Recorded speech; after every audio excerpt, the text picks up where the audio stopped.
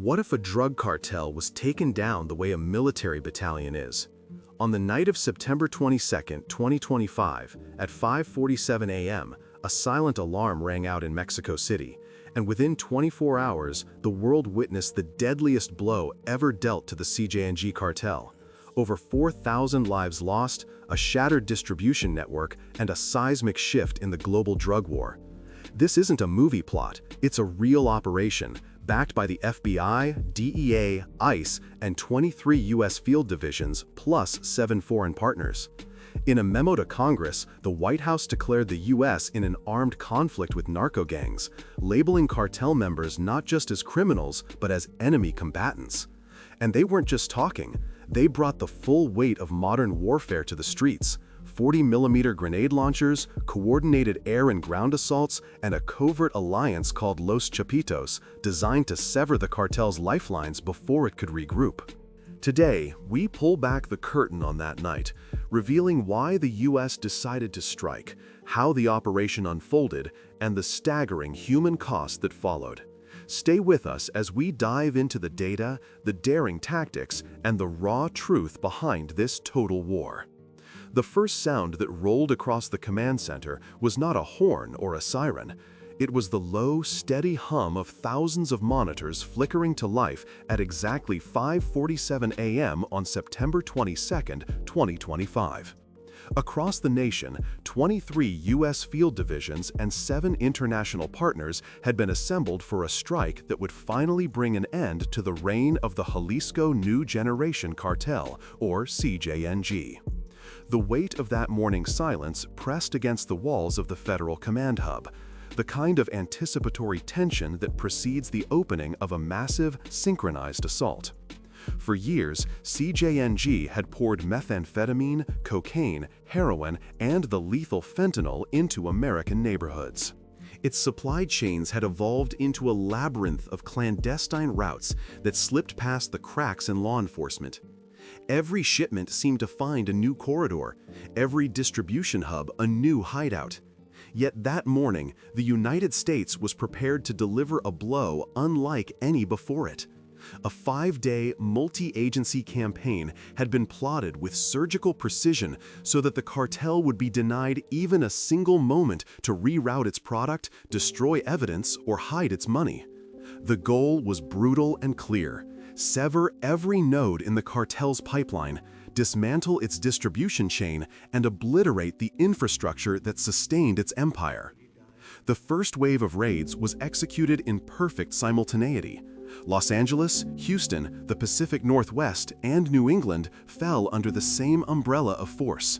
At the same exact hour, foreign partners struck CJNG assets overseas, leaving no room for the cartel's traditional evasive tactics. The question that loomed over every tactical channel was how deeply CJNG had infiltrated American life. The answers came in waves of shocking confirmation. Stash houses were uncovered in quiet suburbs. Distribution hubs lurked in neighborhoods where families bought groceries.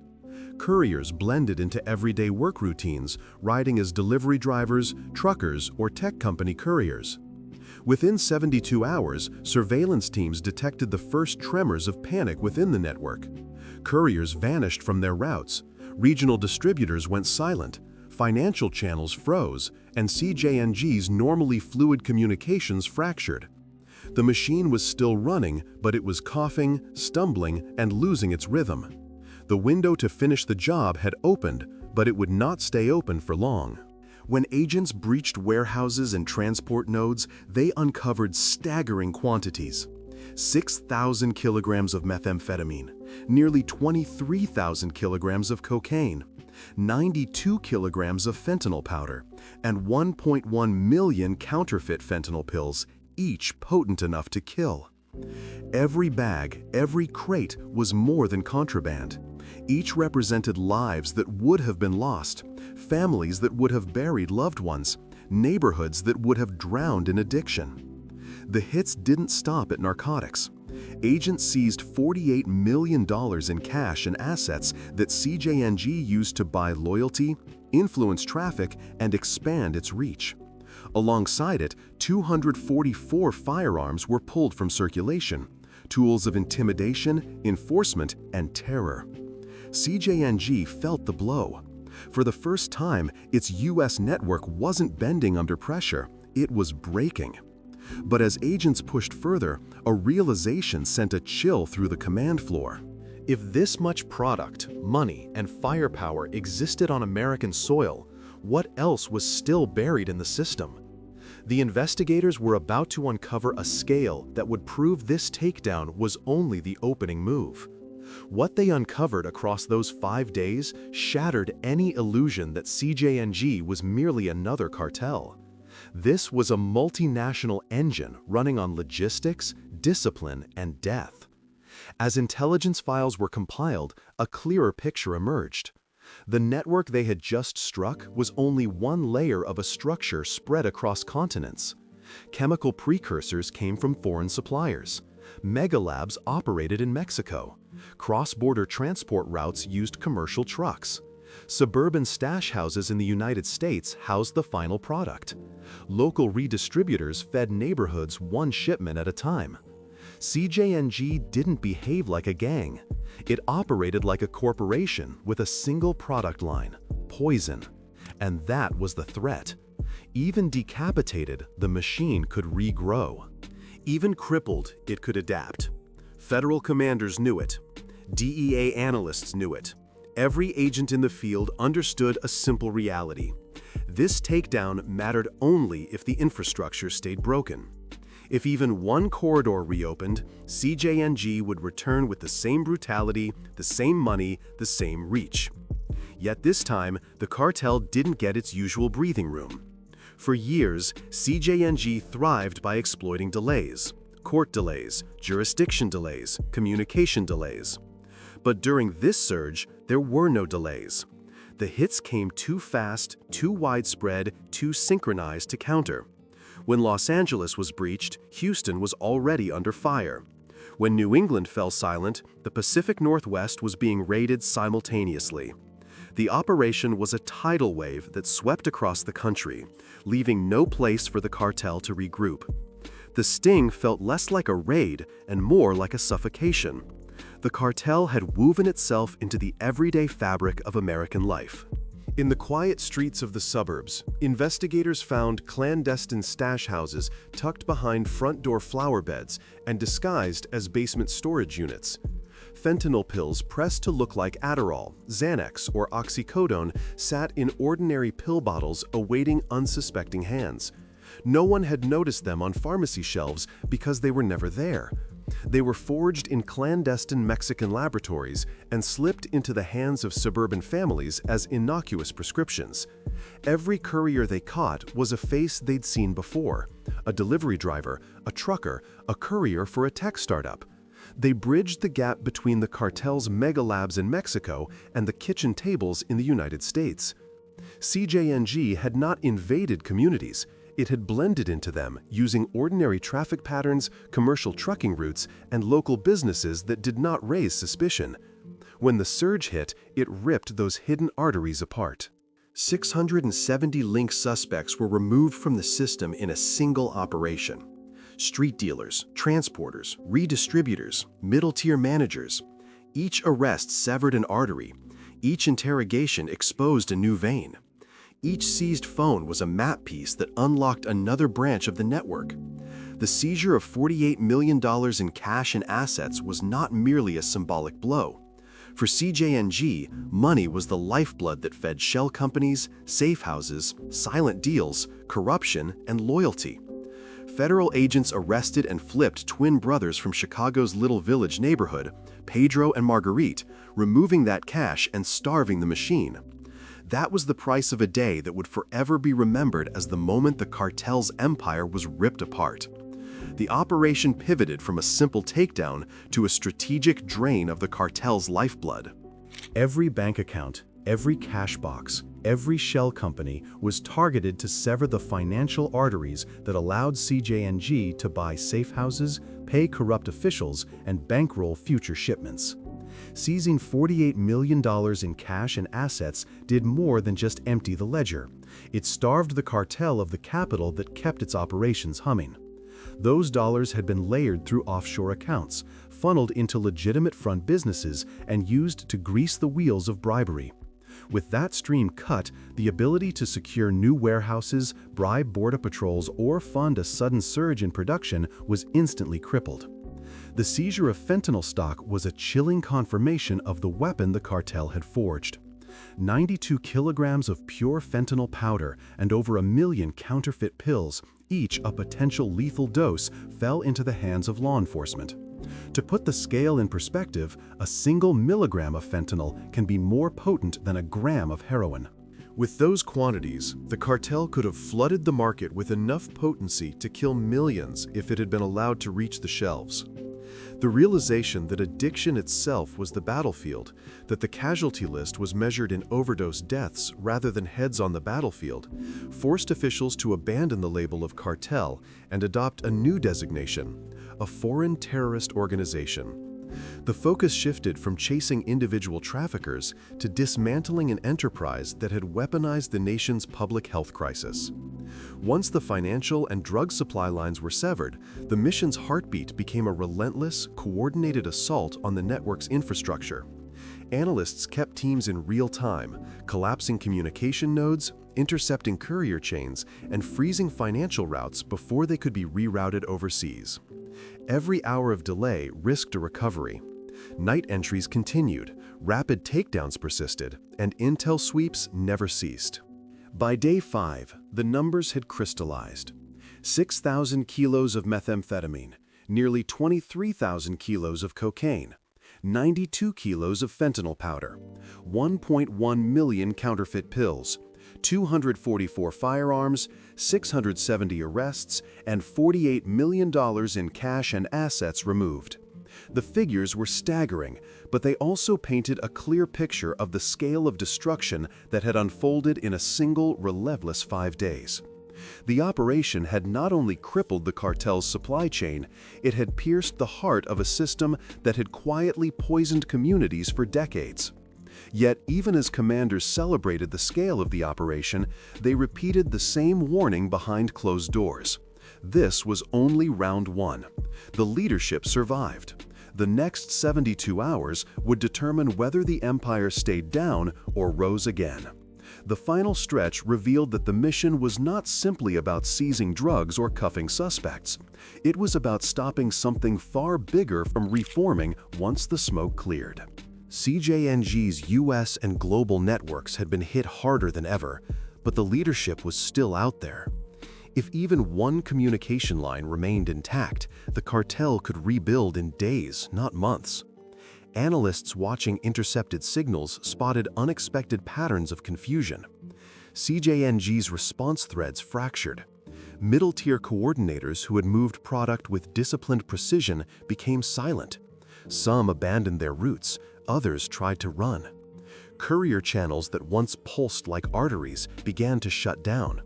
For a fleeting moment, it seemed the machine might stall. Then a darker realization hit. Even wounded, CJNG was still transmitting encrypted chatter between surviving nodes. It wasn't loud, but it was there. The empire was gasping for air. Agents understood that the only way to choke it was to expose the structure that allowed it to hide in plain sight. The cartel's true power lay in placement. It hid in suburban houses, in commercial trucking routes, in small shell companies that looked like legitimate businesses. It disguised itself in everyday traffic, in routine deliveries that no one noticed. Counterfeit pills, the most silent assassins, looked like harmless tablets until they killed. Thus, the battlefield was every street, every school district, every quiet neighborhood where a single pill could end a life. The lesson was clear. A single raid, no matter how large, cannot dismantle a cartel built on a corporate model of decentralized, resilient nodes. Continuous, coordinated pressure is the only strategy that truly cuts the cartel. The response had to be global, too. The operation showed that a synchronized strike could collapse an empire's infrastructure. But the underlying structure, suppliers, leadership, and the network's capacity to regenerate remained intact. The lesson was simple yet profound. Constant pressure is required. The seizure of fentanyl stock, the drainage of financial channels, and the collapse of courier routes were decisive blows, but they also revealed the cartel's ability to adapt and re-engineer itself. The next chapter would demand an even harder approach: relentless, synchronized assaults that leave no room for adaptation or escape. The federal agencies, the DEA, ICE, and FBI, had proven that when they moved as one, CJNG's foundation could be shaken to its core. But the battle extends beyond the border. It is fought in every suburb, every trucking lane, every shell company that masquerades as a legitimate enterprise. The overdose crisis did not pause. Fentanyl did not retreat. CJNG was not finished. The 5-day strike had broken one American branch, but the cartel still had the capacity to re-engineer itself. The next chapter would be harder, but with continuous, coordinated pressure, the next wave could be stopped before it even begins. The war was not over. Even as the last counterfeit pill was seized and the final operatives were brought to the dock, the cartel's corporate engine was still humming beneath the surface, ready to reorient, rebrand, and reappear. The intelligence room stayed lit into the night, maps spanning from the Midwest to Veracruz, from Boston to Bogotá. Lines of red code flickered across the screens, a relentless reminder that the routes had been cut but not severed. A single sentence in a briefing file caught everyone's eye. "The organization is resilient. We will need to stay a step ahead." The cartel's corporate model, built to survive shocks and rewire itself, would not be dismantled by a single blow. In the days that followed, the Joint Task Force, FBI, DEA, Customs and Border Protection, ICE, and the Army's Criminal Investigation Command realized that a single coordinated assault was only the first strike. The seizure of a shipping hub in Arkansas and the arrest of a dozen high-ranking operatives had indeed crippled CJNG's domestic arm, but the cartel's financial network, shell companies masquerading as legitimate businesses, remained hidden in the shadows of ordinary commerce. Those entities continued to move money across borders, now under heavier scrutiny, but not stopped. An analyst pulled up a new layer of data the following week. A cluster of corporate registries in Panama, Delaware, and Belize traced back to the same names that had surfaced in earlier investigations. The map lit up in red as the flow of funds from seized US dollars moved into offshore accounts, then back into the cartel's pockets. The realization that the cartel had moved its capital from the streets into corporate filers gave law enforcement a new avenue of attack. It required collaboration with foreign regulators, prosecutors, and the International Monetary Fund to track and seize assets abroad.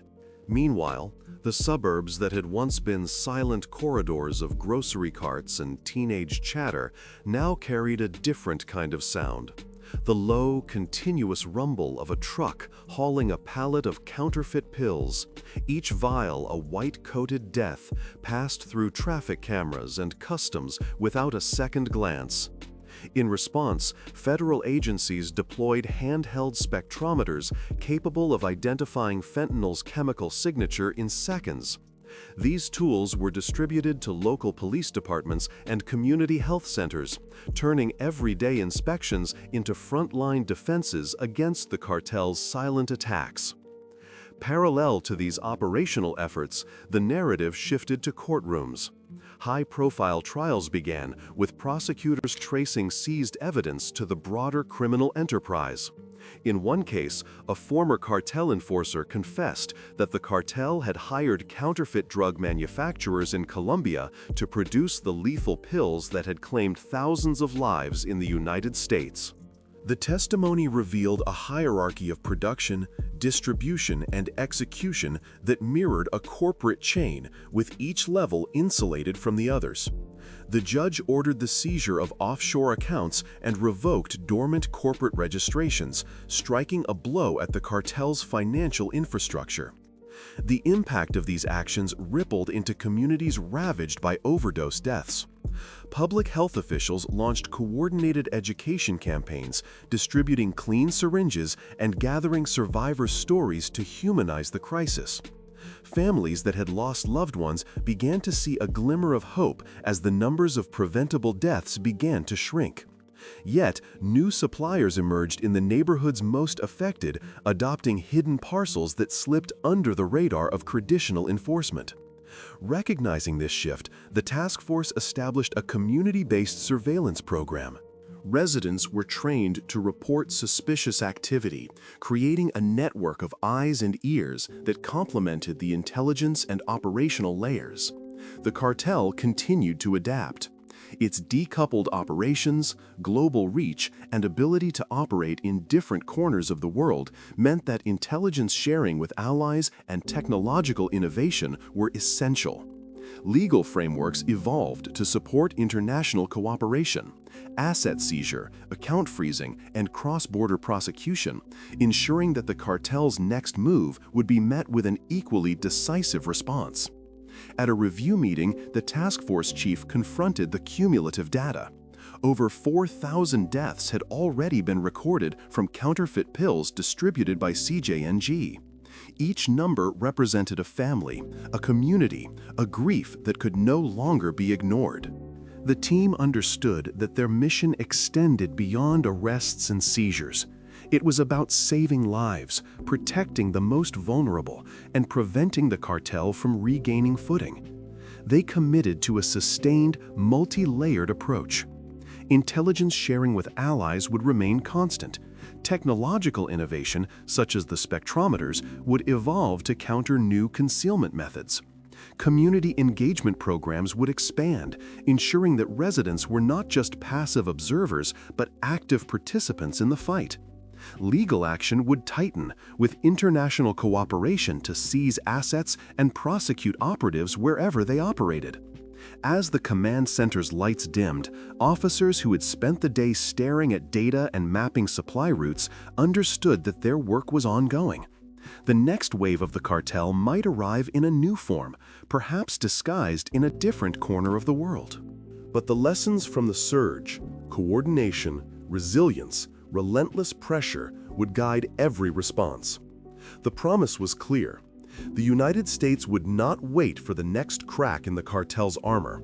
It would strike faster, deeper, and harder, ensuring that the deadliest chapters of CJNG's empire would be written in silence, never again in the roar of a new surge. Search. In the quiet after the last raid, the command center's humming machines kept their own watch. The analysts mapped every data point that had slipped through the cracks, the subtle shifts in traffic patterns that signaled a new wave of supply. The officers, hardened by days of sleepless vigilance, leaned into the quiet, their eyes flicking across screens filled with satellite imagery, forensic reports, and intercepted communications. They had learned that the cartel's next move would not simply arrive in a convoy. It would arrive as a whisper, a discreet package that slipped between the cracks of border security. The first step was intelligence-driven search. Officers received updated chatter, a series of coded messages between cartel operatives in Mexico City, referencing a black box that needed to be relocated before dawn. The DEA's field teams, in coordination with ICE's transit inspection units, traced the trail to a discreet warehouse on the outskirts of the city. Using drones equipped with infrared sensors, they mapped the perimeter, noting the faint heat signatures of machinery and the faint rustle of pallets. A forensic chemist, part of the Joint Task Force, was dispatched with portable spectrometers that could identify trace residues of fentanyl derivatives left behind on surfaces. The spectrometers confirmed the presence of synthetic opioids, evidence of a new production facility in the making. Meanwhile, the community-based surveillance program that had been built from the ground up in the United States was now called upon in a cross-border capacity. Residents who had once reported suspicious activity in their neighborhoods were trained to recognize the telltale signs of clandestine drug manufacturing, unusual noise in the night, the smell of chemicals, odd vehicle parking patterns. In Mexico City, local volunteers, students, shopkeepers, retired teachers were given basic training in surveillance and reporting. They formed a network that extended into the city's hidden corners, acting as the eyes and ears of the task force on the ground. The operation unfolded in 3 synchronized phases. First, the search teams moved in at dusk, taking cover behind the warehouse's concrete walls. The team split into small units. One focused on perimeter security, ensuring that no cartel reinforcements could cut through. Another moved inside, using flashlights to sweep through the dimly lit interior. The scent of burnt plastic and the faint hiss of chemical reaction filled the air. They found a row of makeshift reactors, plastic containers filled with precursors, carefully labeled by code names that matched the cartel's own internal shorthand. The forensic team collected samples for analysis, confirming that the drugs were not only counterfeit, but also far more lethal than the earlier batches. Second, the legal arm of the operation kicked in. ICE officers coordinated with the U.S. Treasury's Office of Foreign Assets Control to identify and freeze any financial transactions linked to the cartel's new supply chain. They seized bank accounts and seized shipping manifests that had been quietly moving the newly produced drugs across the border. With this financial pressure, the cartel's ability to launder proceeds from the new production line was dramatically curtailed. Third, the community engagement component stepped forward. In the days following the raid, the task force deployed outreach teams to the neighborhoods surrounding the warehouse. They held town hall meetings, inviting residents to ask questions, voice concerns, and report any lingering suspicious activity. The messaging was clear. The fight against the cartel was not a government operation alone. It was a community defense. Families who had lost loved ones to counterfeit pills could now see tangible evidence that their grief was being transformed into action. The community's active participation created a feedback loop. New information surfaced from the ground, which fed back into the search and analysis stages, refining future operations. In parallel, the technology that had been developed to counter the cartel's evolving concealment methods was put to the test. The spectrometers, once a laboratory prototype, were now field-ready. Their portable design allowed them to be deployed on the front lines, scanning the air for aerosolized drugs that might escape detection by conventional sniffer dogs. The data they collected was streamed back to the command center in real time, allowing analysts to plot a map of contamination zones. This technology was later shared with partners in Mexico, ensuring that the search and sweep capabilities were not limited to U.S. soil. With the warehouse dismantled and the cartel's new production line disrupted, the team turned its attention to the network that supported it. They mapped the supply routes from the Colombian manufacturing hub to the Mexican facility, tracing the vehicles, the handlers, the encrypted communication channels. Each node in the chain was identified, and a targeted search and seizure operation was launched. The task force intercepted a convoy of trucks, some carrying what appeared to be innocuous cargo, but the forensic scans revealed contraband hidden within false compartments. The trucks were seized, the cargo confiscated, and the drivers arrested. Within weeks, a series of arrests rippled through the cartel's hierarchy, decapitating the operational leadership in Mexico City. Yet, the story did not end with a single raid. The cartel, like a virus, had adapted over years of pressure. The task force realized that their success depended on a sustained, multi-layered approach. They institutionalized the search and surveillance framework, making it a permanent feature of the task force's operating model. Legal tools were expanded. International extradition agreements, mutual legal assistance treaties were tightened to ensure that cartel members could not escape prosecution by simply crossing borders. Technology continued to evolve, with new sensors that could detect minute chemical signatures in the air, and new algorithms that could predict supply chain disruptions based on real-time data feeds. Meanwhile, community programs expanded. Volunteer networks grew in size, now encompassing not just Mexico City but towns along the border that had long been the cartel's soft underbelly. In these communities, young people were taught how to spot suspicious activity, how to use the app that linked them directly to the task force's intelligence hub. The public health component was reinforced, with mobile clinics offering clean syringes, overdose reversal kits, and counseling services. Families lost to the cartel's lethal drugs began to see a glimmer of hope, not just in the numbers on a statistics chart, but in the tangible change happening in their streets. In the end, the search, an ongoing, relentless pursuit, became the backbone of the fight. It was more than a physical raid. It was a continuous cycle of intelligence, action, and community partnership. The cartel's core in Mexico City was crushed, but the operation was far from over. The story of that raid, of the technology that turned invisible threats into visible evidence, of the community that stood as a bulwark against a silent enemy, became a new chapter in the war against drug trafficking. Every new wave of cartel activity would be met not with hesitation, but with the disciplined, coordinated, and relentless response that had been forged in the heat of the last battle. The promise remained. The United States and its partners would not wait for the next crack in the cartel's armor. They would strike faster, deeper, and harder, ensuring that the deadliest chapters of CJNG's empire would be written in silence, never again in the roar of a new surge. The enduring, intelligence-driven search that began with the relentless mapping of supply routes, the deployment of cutting-edge spectrometers and drones, and the active engagement of border and community volunteers forged a resilient framework that turns hidden production and trafficking into visible, actionable intelligence, ensuring that, while the cartel's core in Mexico City may have been crushed, the United States and its allies remain prepared to strike decisively in real time, to halt every new wave before it can grow, and to protect the communities that have suffered the most.